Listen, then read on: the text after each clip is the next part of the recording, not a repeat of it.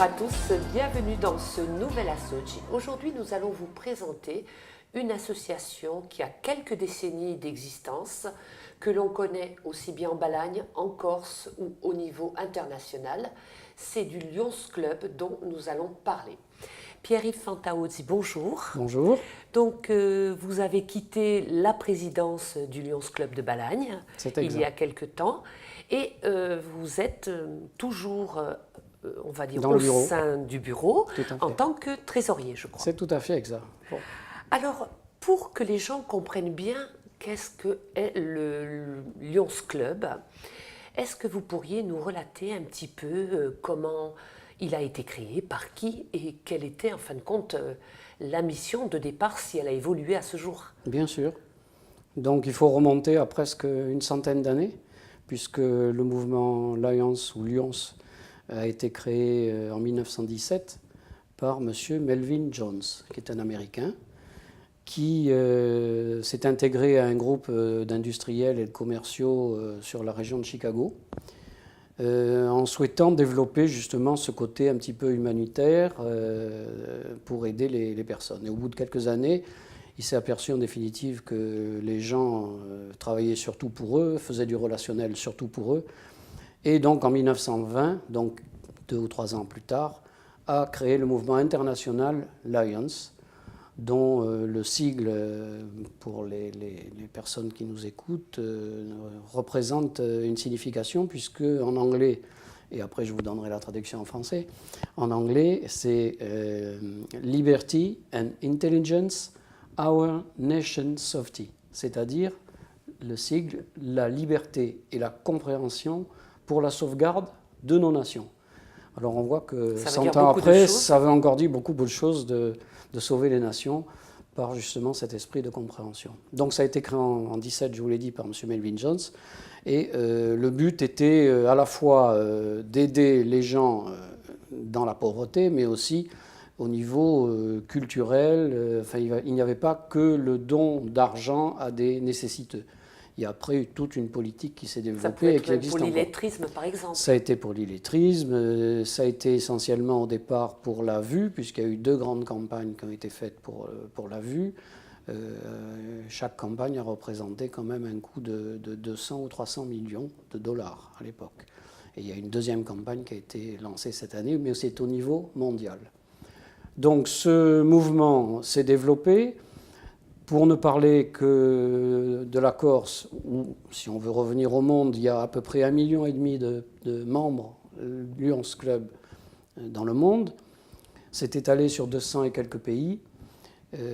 Quant à la France, nous avons donc à peu près 3500 clubs pour 15 districts, puisque la France est répartie en plusieurs districts. Oui, justement, pourquoi ce terme? Parce que ça vient de l'Amérique? Ça vient de l'Amérique, tout à fait, puisqu'on ne pouvait pas nommer une seule personne chargée de diriger tous les Français, par exemple. Donc il y a eu plusieurs districts qui ont été créés, et le nôtre, actuellement, c'est le district 103. Je vous le rappelle, pour ceux qui nous écoutent également, que la Corse et les Corses ont été terriblement impliqués dans le mouvement Lions, puisque le premier Lions Club en France a été créé en 1945 par M. Doumé Casalong, et le district 103 a été créé en 1985 par M. René Antonini. Par contre, vous avez raison de souligner le rôle des femmes en Corse, puisque la première femme gouverneure au monde, pas en France, mais au monde, était corse, je crois. Était corse. Malheureusement, il faut parler au passé, puisqu'elle est décédée au mois d'août. Et il s'agit de Louise Colombani, qui a été la première femme gouverneure. Donc beaucoup d'implications des Corses dans le mouvement Lions. Et on est vraiment très, et vous très êtes là heureux. justement pour montrer que ce mouvement. Mais je n'ai rien créé. Pour l'instant, je n'ai rien créé. Je fais que suivre le mouvement. Combatif, on va dire. Et donc, alors, en Corse, il y en a combien? Alors en Corse, nous avons 9 clubs. Nous en avons 5 dans le nord et 4 dans le sud, dont le club dont je fais partie, qui est la Balagne. Alors, une chose que les gens qui connaissent vos actions, qui sont peut-être même intégrés, savent pertinemment qu'au niveau de la présidence, il y a une particularité. C'est laquelle? Alors la particularité, c'est que le président est élu par son club et il choisit son bureau, c'est-à-dire une secrétaire, un trésorier et un vice-président. Donc chaque année, cette élection se fait au mois de juin et cela permet au président arrivant de donner une impulsion peut-être nouvelle, une idée nouvelle dans les actions qu'il entend mener par rapport à son prédécesseur. Si un s'est plutôt occupé des handicapés, l'autre peut peut-être avoir une voie plus facile et plus déterminée sur les enfants ou sur la maladie ou sur autre chose. Donc, nous allons revenir justement aux actions que vous avez pu mener durant votre année de présidence. Mais est-ce que vous avez dit, vous élisez votre bureau, oui. Mais est-ce que vous pouvez vous-même apposer votre candidature en tant que président, je dirais, en faire la demande? Non seulement je peux en faire la demande au Lions Club et dire, bon, moi j'avais l'intention de faire ceci ou cela cette année, je n'ai pas pu le faire pour diverses raisons. J'aimerais reprendre les rênes du club cette année. Et je pense qu'il n'y aurait personne qui s'y opposerait. Bien au contraire, il serait peut-être bien content qu'une personne continue les actions qu'il a menées au cours de l'année précédente. Donc il n'y a aucun problème. Vous avez parlé de district. Oui. Comment fonctionne un district? Eh bien, de la même façon, je dirais qu'un gouvernement, c'est à savoir qu'on a un gouverneur, justement, qui dirige le district et il est élu par tous les clubs de la région dont dépend ce district. Donc, par exemple, l'année dernière, c'était encore un Corse qui était président et gouverneur du district, et il a été élu par tous les membres des divers clubs de la région Var, Alpes-Côte d'Azur, Corse, Nord et Sud. Donc, un candidat se présente, des fois 2, 3, et les gens votent suivant le programme, la profession de foi que va présenter. Ah, voilà. Au congrès, puisque nous avons 2 congrès, un à l'automne qui va avoir lieu encore cette année à Cannes à la fin de ce mois, où on va confirmer par les élections des membres du congrès que c'est bien le prochain gouverneur, monsieur Untel ou madame Untel, et le 2e congrès aura lieu au printemps. L'an dernier, il avait lieu à Ajaccio, c'était formidable, puisqu'on a reçu tous les gens du continent, une magnifique oursinade, etc., avec un temps super. Donc, ils se sont régalés. Et là, on présente les nouveaux candidats au poste de gouverneur. Donc, là aussi, une année, chaque année, le gouvernorat se renouvelle, avec, pareil, un trésorier de district et un secrétaire de district. Alors, parlez-nous un petit peu des missions, si on peut les appeler comme ça, je ne sais pas comment vous les appelez, le terme exact. Des actions. Les actions que vous vous étiez fixées, vous, durant ou au moment de prendre votre présidence. Oui. Est-ce que donc vous allez nous dire ce que vous avez fait pendant cette année de présidence et justement, éventuellement, ce qui n'a pas pu être accompli. D'accord. Bien, donc, comme je vous le disais, chaque président donne une impulsion. Moi, l'année dernière, j'ai voulu donner l'impulsion sur les enfants atteints de leucémie, puisque je suis également le représentant pour la Corse de l'association qui s'appelle Enfants et Santé, dont d'ailleurs, si vous avez suivi le Tour de Corse, il y avait un équipage du Tour de Corse qui portait comme sponsor le sigle d'Enfants et Santé. Donc pourquoi cela? Uniquement parce que c'est une action nationale, puisque dans le Lions Club, on a des actions nationales chaque année, et au niveau local, après les gens font ce qu'ils veulent, bien entendu, au niveau local. Donc j'ai axé mon année également pour ramasser des fonds pour cette association et également voir si sur la région de Balagne, puisque nous on est en Balagne, s'il y avait des besoins.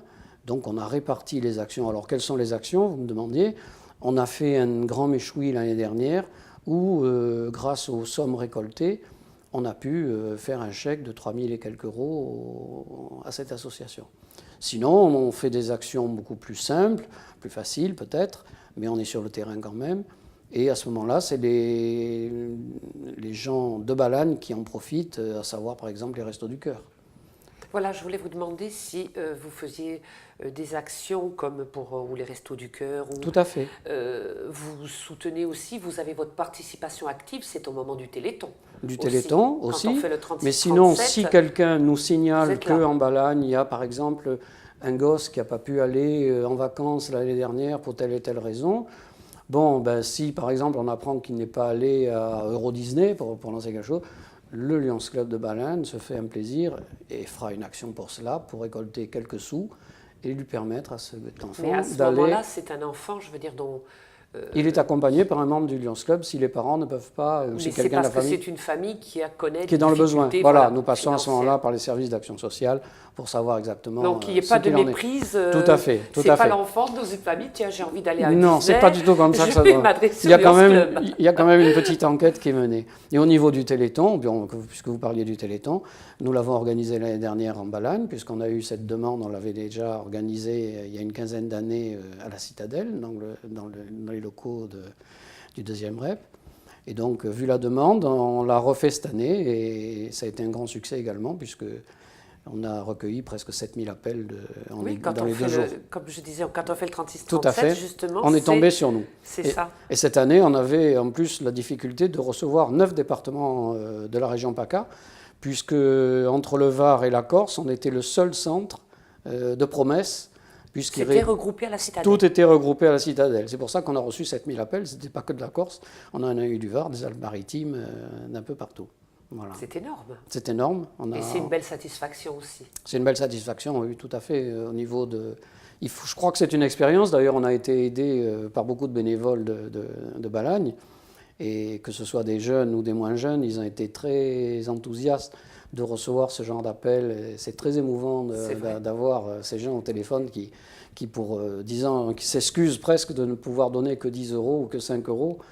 C'est très, très émouvant. Et justement, on parle du Téléthon et il y a une chose quand même qui est reconnue. Tous les ans, on dit que c'est les Corses qui sont le plus quand même généreux. Vous avez raison. Vous avez raison. Et est-ce qu'au niveau du Lions Club, il se passe la même chose par rapport au continent? La statistique ne m'a jamais été donnée par rapport aux autres Lions Clubs du continent, mais à partir du moment où les Lions Clubs de Corse s'impliquent énormément, que ce soit sur le terrain ou au téléphone, comme on l'a vu l'année dernière, il est évident qu'ils ont une part prenante dans ces bénéfices-là. Et compte tenu du peu d'habitants que nous sommes, c'est sûr que le rapport a été très important, puisque on a réuni presque 400 000 euros de promesses de dons qui ont été toutes honorées, puisqu'elles sont honorées presque à 98% sur la Corse. Et qu'est-ce qui vous a incité finalement à vouloir intégrer le Lions Club? Bah, écoutez, j'ai une profession qui m'a permis quand même de pouvoir prendre un peu sur mon temps et sur mon argent. Il y a 30 ans, puisque ça fait 30 ans que j'ai fêté mon trentenaire cette année, il y a 30 ans que je suis dans ce mouvement, et on est parrainé par quelqu'un. Et à l'époque, je ne sais pas si vous l'avez connu, c'était M. Daniel Baye, qui s'occupait de la Star Réseau à Calvi, le centre de recherche océanographique belge, qui était dans ce mouvement et qui m'avait demandé, on était amis, il m'avait demandé si ça m'intéresserait d'aider les gens, etc. Je lui ai dit, ben oui, moi je peux prendre sur mon temps, il n'y a aucun problème. Et je suis rentré comme ça, puisqu'on est chaque fois parrainé pour pouvoir entrer dans le club. Ce n'est pas du tout un club qui est fermé, au contraire, qui est très, très ouvert. C'est pour ça que j'étais... Mais il faut être quand même la moindre des choses parrainé. On ne peut pas frapper à la porte comme ça, puisque quand même les personnes souvent arrivent, mais ne savent pas du tout ce qu'on y fait. Donc il faut qu'elles s'adaptent. Donc on les invite à venir à nos réunions de travail ou autres, de façon à ce qu'elles voient si c'est vraiment l'objectif qu'elles se sont fait de ce mouvement et si elles veulent y adhérer. Voilà, vous m'avez tendu la perche. Donc on voudrait intégrer le Lions Club. Tout à fait. On vient donc assister à des vos réunions. Oui. Et on est intéressé. Je dirais, votre démarche intéresse donc la personne. Oui. Comment la personne va-t-elle faire Alors d'abord, il faut qu'il y ait une volonté unanime. C'est-à-dire que si une personne dans le club a un droit de veto, tout le monde a un droit de veto, mais si elle applique ce droit de veto en disant « Madame Untel ou Monsieur Untel, je ne souhaite pas qu'il rentre dans le club pour telle et telle raison ». Cette raison n'est pas connue du club, elle est connue uniquement du président. Il est évident que si c'est simplement parce qu'elle lui est passée devant au supermarché lors des dernières courses, ce n'est pas tellement un argument plausible. Par contre, si on sait que cette personne soit détournée de l'argent, soit fait quelque chose qui n'est pas très bien avec notre mouvement, il y aura ce droit de veto qui s'appliquera et la personne, avant qu'on lui dise « nous vous acceptons dans notre mouvement, on lui dira que malheureusement, elle n'a pas eu l'unanimité, on ne dira pas bien entendu qui c'est, mais qu'elle n'a pas eu l'unanimité pour entrer dans le club. Donc, mais enfin, c'est exceptionnel. Voilà, c'est exceptionnel. C'est exceptionnel puisque notre mouvement ne fait pas attention que ce soit au racisme, à la religion, à la philosophie. Vous pouvez être bouddhiste et rentrer dans notre club, ça ne posera aucun problème. Combien de membres en Balagne? On a une vingtaine de membres en Balagne, qui est mixte depuis 1994. Puisque le club avant, c'était très masculin. Bien fermé. Et puis, puisqu'il y avait un club femme à Île-Rousse, le Lyonnais Club. Oui, c'est vrai. Et maintenant, on les a intégrés, ou c'est plutôt elles qui nous ont intégrés. Oui, voilà, ça c'est bien quand même. C'est bien d'avoir recadré. Tout à fait, il faut recadrer les choses parce que ce sont vraiment nos locomotives. Et d'ailleurs, dans mon club, il y a au moins 70% de femmes. Si elles étaient là les premières, peut-être qu'elles connaissent mieux la marche à suivre. Elles n'étaient pas les premières puisque notre club avait 50 ans. Leur club date... À Île-Rousse. Mais à Île-Rousse, elles étaient les premières. Et c'est vrai qu'il y avait très peu de clubs femmes en Corse. Tout comme on a créé un club Léo, c'est-à-dire les jeunes entre 18 et 30 ans peuvent rentrer dans le mouvement Lyons, ce qu'on appelle les Léo Clubs. Et il y en a un qui s'est créé à Ajaccio l'année dernière. Alors, vous parlez d'âge. Oui. Sinon, pas d'âge. On peut rentrer... voilà, sinon, il n'y a pas un âge... Non, il n'y a pas un âge. Si c'est avant 30 ans, il peut rentrer dans ce qu'on appelle un Léo Club. Mais sinon, majeur, quoi. Congé d'être majeur, tout à fait. Alors, est-ce que, avec, on va dire, ne serait-ce que les autres clubs de Corse, oui. Il y a des jumelages qui se sont faits, des missions que vous auriez fait, des actions que vous auriez fait en commun?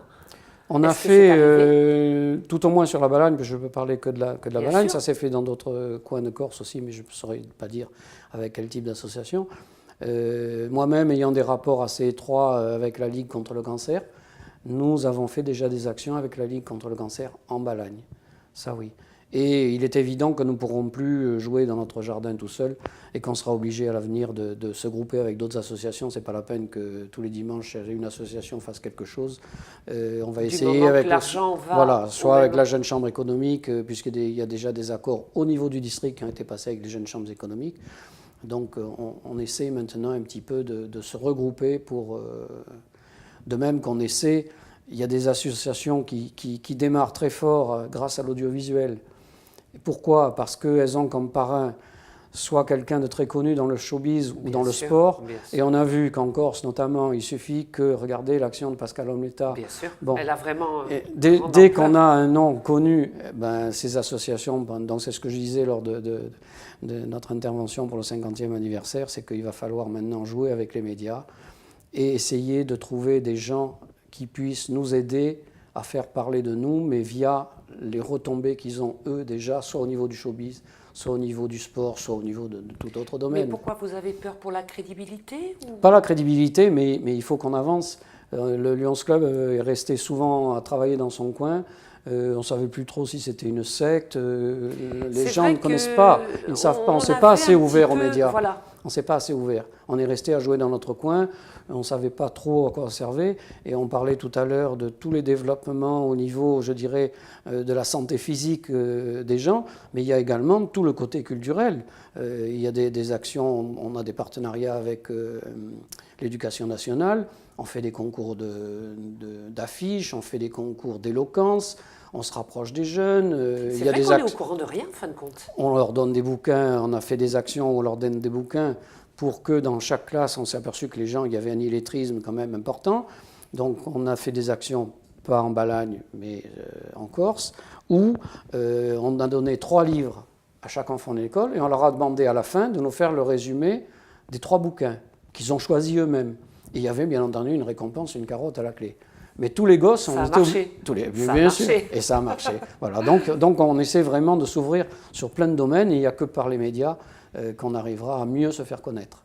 Et comme on a dit précédemment que le Lyons Club est international, des jumelages ont été faits à ce jour? Des jumelages existent depuis longtemps. Oui. Nous sommes jumelés avec le club italien d'Armaditage, qui est à côté de Sanremo. On est allé leur rendre visite, ils sont venus pour le 50e, et c'était une quinzaine de présents. Et vous êtes allé pour le festival? Non. Non, on n'est pas allé pour le festival, mais ils nous ont quand même bien reçus, aussi bien que pour un festival, comme savent recevoir les Italiens. Et ce qui est très intéressant, c'est qu'on parle le même langage. Et quand ils vous disent, tiens, regarde Pierre-Yves, tu vois cet hôpital, on a donné ceci ou cela pour tel hôpital, on se dit qu'en définitive, on fait le même boulot dans tous les 200 toutes pays. Les mains se tiennent. Tout à fait, exactement. Puisque le Lions Club International ramasse quand même 660 millions de dollars chaque année à distribuer. Et donc, nous, les questions en France, qu'on 18. se pose des fois, mais où va cet argent? Est-ce qu'il y a une transparence? Il y a une transparence puisque on est la première organisation non gouvernementale à avoir un siège à l'ONU. C'est le Financial Times qui l'a reconnu, comme quoi au niveau de l'intégrité des comptes, etc., il n'y avait aucun problème. Et on est la seule organisation non gouvernementale à siéger à l'ONU parce qu'on les a aidés en 1945 à former tous les statuts qui gèrent l'Organisation des Nations Unies. Et donc, à ce titre-là, on a un poste là. Donc, il y a une transparence totale, puisque dans chaque club, il y a 2 comptes bien séparés. Un compte œuvre, où chaque action qui rapporte les sous vont sur ce compte-là, et un compte gestion qui rassemble les cotisations des membres uniquement. Mais on ne peut pas mélanger les 2 comptes. Et l'intégralité est versée en fin de mandat. Donc, chaque année au mois de juin, on repasse les compteurs à 0. Comment se passent justement les adhésions de vos membres? Est-ce qu'il y a un montant forfaitaire? Il y a une cotisation annuelle.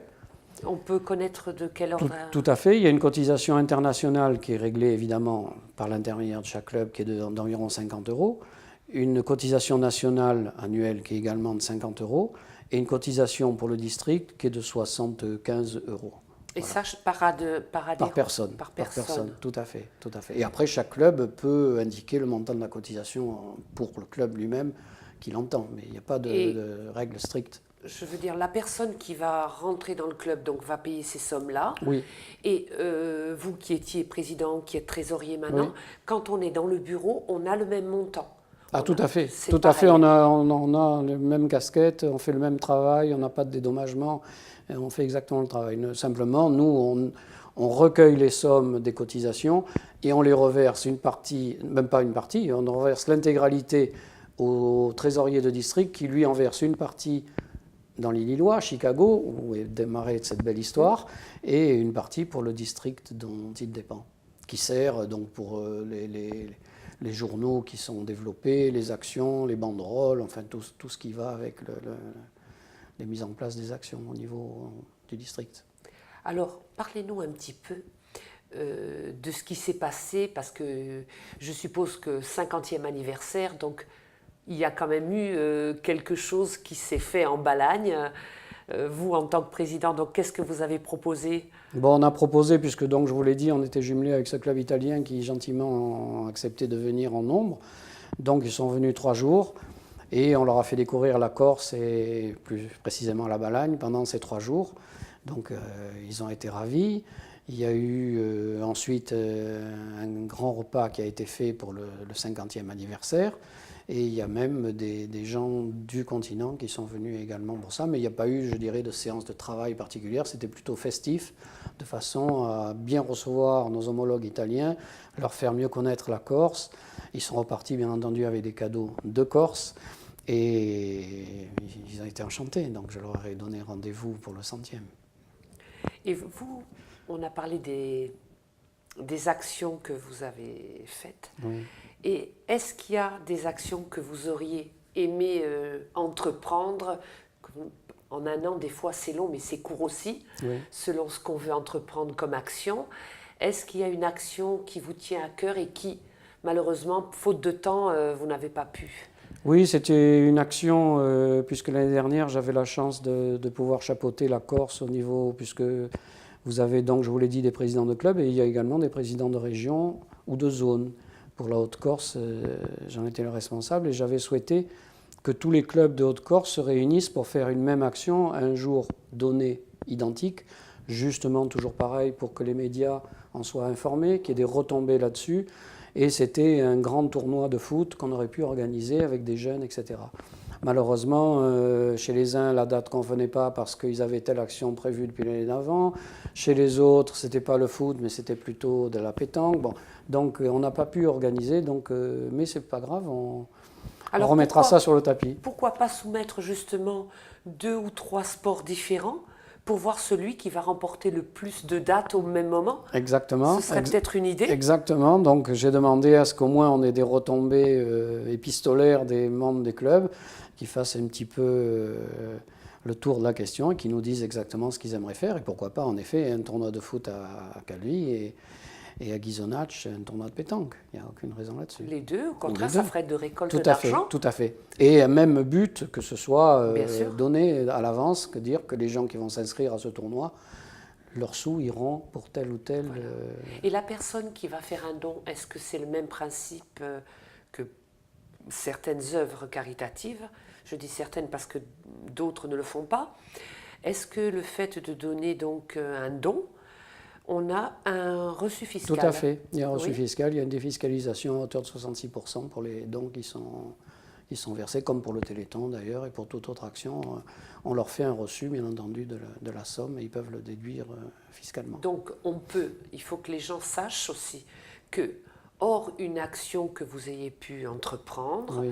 une manifestation, on peut délibérément Bien faire entendu, un geste. Bien entendu, quelqu'un qui donne 100 euros, en définitive, il va donner que 30 euros, puisque les 60 autres euros seront déductibles fiscalement. Hein.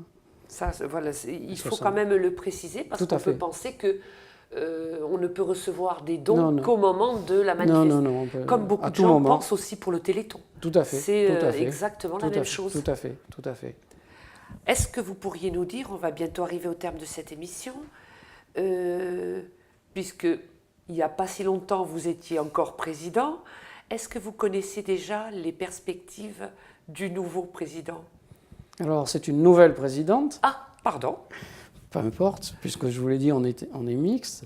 Ses perspectives, elle les a peut-être pas encore toutes développées, puisqu'elle a pris ses fonctions que depuis le mois de juillet.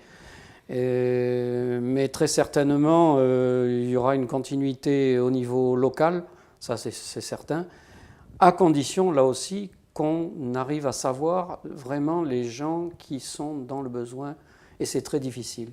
Même avec les centres sociaux, on arrive difficilement à cerner. Je me souviendrai toujours, peut-être qu'elle va le refaire cette année, où on fait des jouets de Noël qu'on offre aux enfants. C'est porte ouverte, on installe tout un tas de jeux. Et une fois, je voyais donc une personne tourner autour de certains jeux, une personne adulte, et repartir sans le prendre. Les gens ont honte d'être dans la Exactement. précarité. Il a fallu que ce soit moi qui aille lui dire, mais tu ne trouves pas que ça peut être intéressant pour ton fils qui, je savais qu'il avait un gosse qui avait 10 ou 12 ans. Oui. Je dis, mais tiens, prends-le. Ah, c'est gentil. Il n'osait pas se baisser, Bien sûr. repartir. Bien sûr. Donc c'est un peu comme dans les restos du cœur, vous avez des gens encore qui n'osent pas encore frapper à la porte. C'est vrai. Parce qu'il y a toujours un petit peu aussi cet amour-propre. Ouais. Et... Donc je pense que cette action-là, elle va la renouveler, puisqu'elle en était à l'initiative il y a 2 ou 3 ans quand on l'avait montée ensemble. Et elle va le refaire, c'est des jouets de Noël qui sont offerts C'est une belle aux chose, enfants. une belle action. Voilà. Alors, on va... chose importante, c'est que des bénévoles, vous en recrutez. Ah, tout à fait. Notre porte est grande ouverte. Je crois qu'une association sans bénévoles... Ah, tout à fait. Tout à et je fait. pense qu'on sait de quoi on parle. Donc, si vous avez un numéro de téléphone, une adresse mail, quelque chose à nous communiquer pour que les gens viennent vers vous. Oui, ben, je peux laisser tout simplement mon téléphone. Si les gens veulent me joindre, donc Pierre-Yves Fantaouz, 06 03 62 78 78, puisque le club n'a pas ni de locaux attitrés, ni de téléphone particulier. Et si les gens veulent me poser des questions par mail, c'est facile, pierre-yves.fantaouz@orange.fr. Alors Pierre-Yves Fantaouz, on vous dit merci. C'est moi qui et vous remercie. N'hésitez pas à nous communiquer. Nous aussi, nous avons une adresse mail que nous vous communiquerons. Quand vous avez des actions, un média, c'est fait pour ça. C'est très gentil. Et vous nous avez déjà beaucoup éventuellement- suivis pour le Téléthon. J'ai eu beaucoup de retombées là-dessus. Il y a plein de gens qui ont vu votre émission. Et je pense que On est vous là nous pour êtes ça. d'un grand secours. On est là pour ça. Merci. Alors quant à moi, je vous dis à une prochaine fois à Télépaèse. Au revoir.